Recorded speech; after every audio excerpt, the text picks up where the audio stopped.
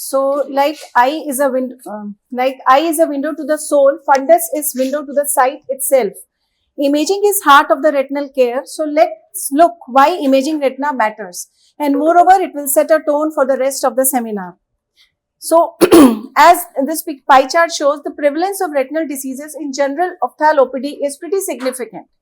So we can see that mostly people are using slit lamp biomicroscopy for fundus fundus scene. Now, but most of the pathologies are missed. Approximately 66% of pathologies lie beyond the arcades. So we tend to miss. Other reason to miss the pathologies are media opacity like cataract, absence of dilated examination, and sometimes also examiner insufficiency. Now you see this is indirect ophthalmoscopy is a gold standard to examine the peripheries.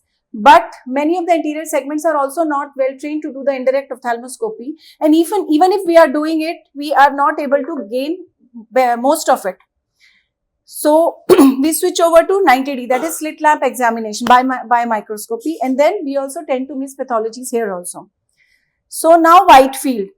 This is International Whitefields Imaging Study Group. This is the posterior pole which almost covers beyond the arcades.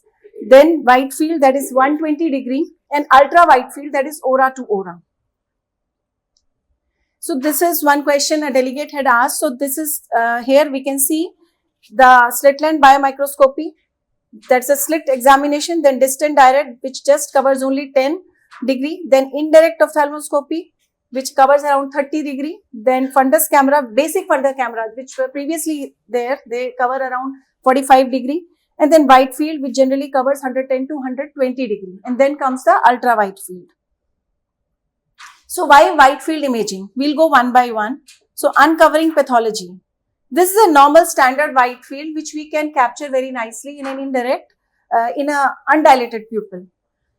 Now this is very interesting. One patient came for routine evaluation. He was not a known diabetic. He had his dilated examination done 8 years back. And he was diagnosed to have this PDR on Whitefield. We did just an undilated Whitefield first and we could pick up this. Then we asked him, convinced him to get dilated examination. This another picture is of a patient which was captured because the retina surgeon was not there. So anterior segment surgeon did his best to get this picture captured. And when we examined, we saw that this beautifully depicted the link-off rule. The break is here and the detachment is flowing like this. So Whitefield imaging also becomes a very good tool for teaching purpose also.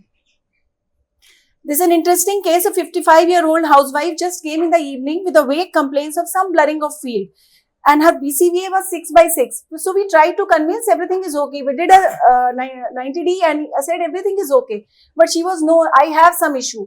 So we did a Whitefield for her. Here we see that she had a tributary branch arterial occlusion. So we can see very nicely an emboli sitting over here. So immediately we asked her to go for her cardiac and neurological evaluation. So sometimes we we see that BCVA is 6/6 and we are happy, but it can be misleading also. So pay attention on patient's complaint. Then this is one-eyed patient, other eye gone because of retinal detachment. So again, the one eye examination becomes very important and patient is always not ready for dilatation because this is the only eye. So sometimes Whitefield helps in this also. So we can capture the other eye nicely. This is a picture why I showed because I missed these lattices on indirect ophthalmoscopy. They were so merged with the fundus, I couldn't follow it. But when I did a Whitefield, I could see that they were beautifully sitting lattices here. Again, this patient already one sitting of barrage done and I was planning barrage for this portion. But then we did a Whitefield and saw that small little hole was sitting over here, which was missed on indirect ophthalmoscopy. So sometimes when in a busy OPD, we are doing indirect ophthalmoscopy, we are not able to spare more time for the patient and we tend to miss small things. And if opportunity is missed, complications are invited. So that's the reason why sometimes these imaging tools are very helpful to us. Now, impact on cataract surgery. This carries little medico-legal implication also. Nowadays, patients are very demanding. If the vision is not 6/6, they want to know why the vision, we have not gained this vision. They go Google it and come and then they want to know why it's not 6/6. So if the patient coming for cataract evaluation, he was not a known diabetic.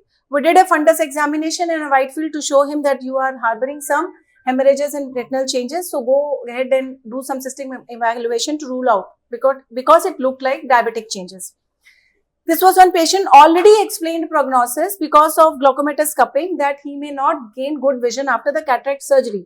But just to document it, that later on he may not shout, we did documentation and we came to know that yes, there were some hemorrhages lying in the periphery and some attenuated vessels, which was suggestive of that this glaucomatous cupping was maybe because of some old retinal vein occlusion.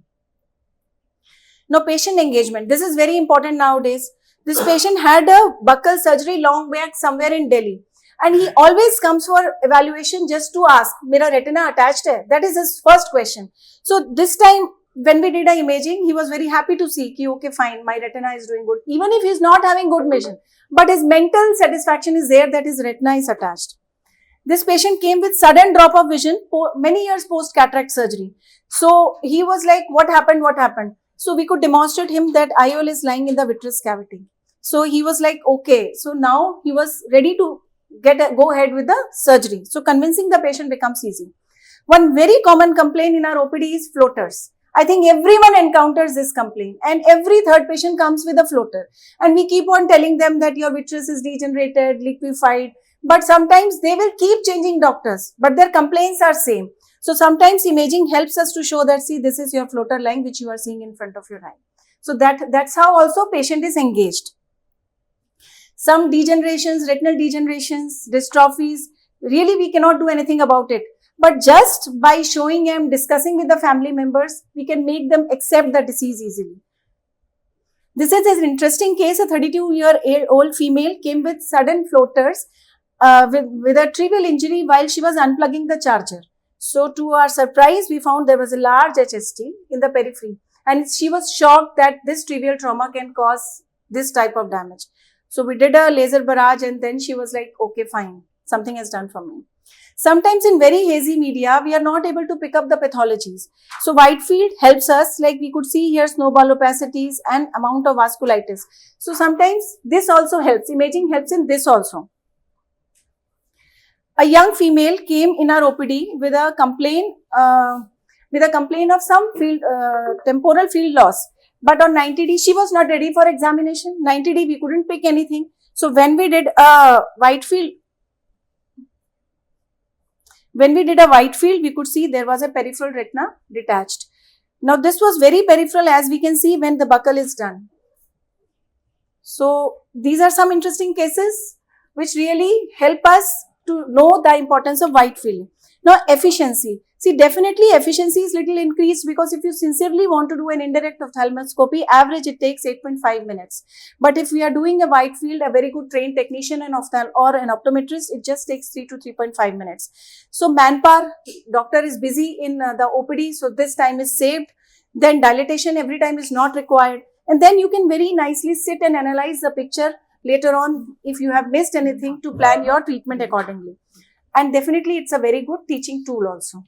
So thanks. And now here forward, I'll hand up to Gauri.